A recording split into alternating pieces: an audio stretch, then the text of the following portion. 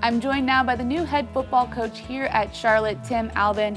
Coach, you've been here for a few months now. How have you been adjusting so far? It's been great. The city of Charlotte, Chancellor Gaber, Director Hill, UNC Charlotte has welcomed Brooke and I going through this process. The team's been very resilient, but we're off to I think, a good start. Now, you've had a lot of success in all of the places that you've been, especially your most recent stop at Ohio. How do you hope to bring some of that success here to Charlotte? I think it's certainly nothing that Tim Albin has done. It's a group of people. It starts with staff and administration. You got to have resources. I've been very fortunate to be around some really, really elite coaches. We have assembled, I think, the best staff I've ever been associated with. With the administration, Director Hill's given us resources to bring some great people here. There was already some really good people here that have really meshed with our philosophy and what we want to get done. And I want to go end it with really our football team. Our seniors, we don't have a lot of them, but we have a few that this is their third head coach. And they have not flinched one time. We have been very, very demanding. And they want to be good. They want to get things done here. You'd think that after I'm their third head coach, well, this is how we're going to do this. This is how we're going to do that. But they have been, again, very resilient, and their attention to detail has been very impressive.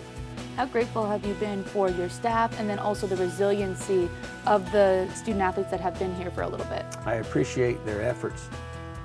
And again, when you go through turnover, not only once but twice, it can get, okay, here we go again. And you can tell their body language, and body language never whispers. It always screams. And I really have not seen it. There's been some days where we've had to, help them get through it and push them, challenge them. But the willingness is there. I love that. I like the never whispers, it screams. I think I'm going to have to write that down. I'm a big component in body language. Yeah. Because there are times, hey, mine's not very good. And Yeah. I'll walk in from a bad day at the office and, my wife, my kids, they'll be the first ones because my kids heard it growing up. Yeah. And the body language thing, I'm a big believer in it. I think I'm going to need that, like a quote to put in my own office because it is so true. I want to go back though, you decide to take the job here at Charlotte. What went into that decision? That's really a lot of things. Family, being a part of the AAC, this conference. I mean, it's a very challenging league. I think about 14 members that play football. I think 8 schools were bowl eligible last year. I think we had a 6-2 record. You combine that with our vision and leadership of our commissioner. I think that he's cutting edge. He's been very proactive. He reached out to me after accepting the job the next week, one of the first calls really, which I really appreciated. But I think with our conference and just where I was at in my life, Brooke and I, with our kids, it was just really time. I love that. And you speak of the American. What is it going to take for you to win in this league? I'd like to sit here and say I have a crystal ball and this plan. We've got a plan, don't get me wrong, but it's going to come down to resources. And you look at the city of Charlotte and the potential here. And our job as a staff is to remove the word potential. I think we've taken, through the first 4 months, taken some steps. And we're not ready. With this day and age, with NIL and where this is headed, I just think there are some really great opportunities here to grow this thing. With the stadium expansion. Again, our administration and our leadership and the vetting process for Brooke and I to accept this job is very exciting. I love that, and removing the potential. There you go. What would you say to the Charlotte fan base? What can they expect from this team in the coming years? Right, that's an easy one really. I know that our staff, we want good men, and then that's where it's going to start. And I don't just mean on the field product. I mean we're going to be out in the community. We've been out in the community. I mean we're going to have a gold standard in everything that we do. We're going to make them proud. I mean they come in and fill this stadium. They've already got this August, excuse our dust, with the expansion.